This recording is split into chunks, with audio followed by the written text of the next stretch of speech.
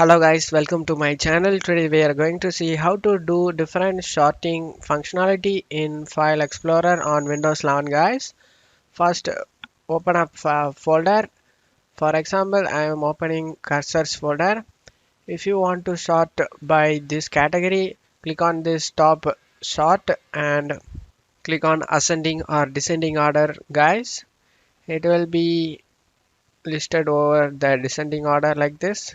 You can also change to ascending order, and there are more options available guys. Date modified or type, or click on more, size, title, tag, authors, date created.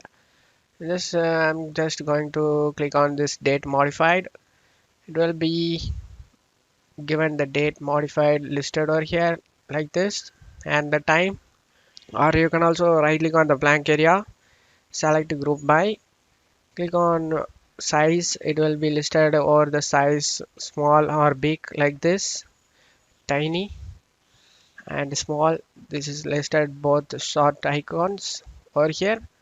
If you want to do this for a ascending order and you want to deselect this size, and now the ascending order is came out A B C D F G. That's it guys.